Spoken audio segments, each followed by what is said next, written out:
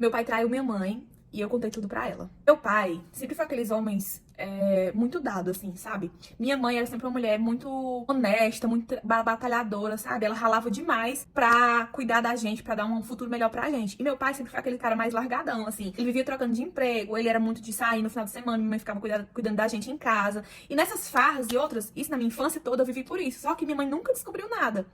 Sabe? Ela sempre foi uma mulher muito dedicada ao lar, nunca trabalhou fora, ela sempre se dedicava muito ao cuidado da gente, da casa. A nossa casa era a melhor casa do mundo, assim, porque ela sempre limpava tudo com muito capricho, sabe? Minha mãe se dedicava totalmente ao nosso lar e à nossa família. E meu pai, aparentemente, ele não tava muito nem aí, porque ele só trazia o dinheiro pra casa, mantinha a casa. E aí, gente, ele saía pra se divertir, ele saía pra ver os amigos dele, todo final de semana ele tava na farra, chegava super tarde em casa. Às vezes, eu lembro que às vezes ele saía na sexta-feira, tipo 8 horas da noite, e voltava no sábado de manhã. E minha mãe, gente, sempre muito atenciosa, cuidava muito bem do meu pai. E aí, quando eu cresci, eu fui ficando mais espertinha, né? Quando eu tava lá com meus 14 anos, eu descobri que meu pai tava ficando com uma colega minha do ensino médio. Eu tava no primeiro ano do ensino médio, essa menina tava no terceiro. Ou seja, ela tinha 17 anos, né? Porque eu tinha 14, mas já ia fazer 15. E essa menina tinha 17 anos, porque ela tava no terceiro ano. E aí, eu descobri que ela tava ficando com meu pai. Primeiro, porque ele foi me deixar na escola e eu percebi os olhares. Gente, eu sempre fui muito observadora. E eu percebi os olhares dela pro meu pai. Era minha amiga. Ela ia na minha casa, ela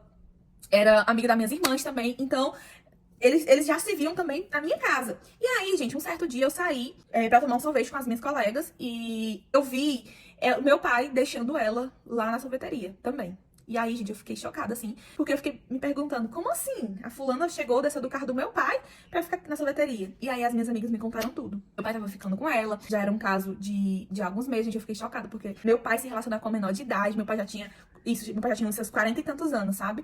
E eu fiquei, gente, assim, arrasada. E na mesma hora, eu saí da sorveteria, fui pra casa e contei tudo pra minha mãe. Porque eu não poderia deixar minha mãe enganada daquela forma.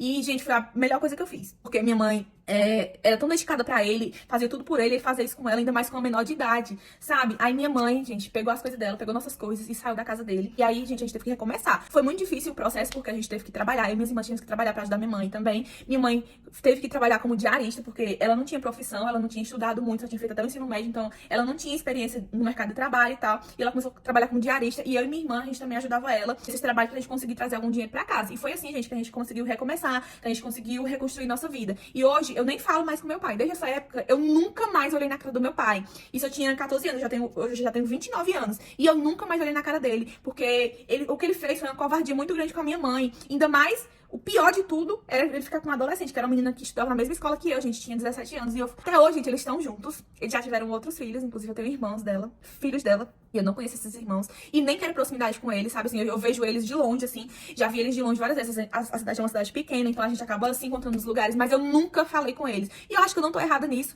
porque eu não quero ter a mínima relação com esse povo, sabe? Meu pai foi um traidor, ele foi um covarde em fazer isso com a minha mãe, com a nossa família. E eu simplesmente tenho pavor, tenho ódio, ranço dessa família. E eu não quero nenhuma proximidade com eles.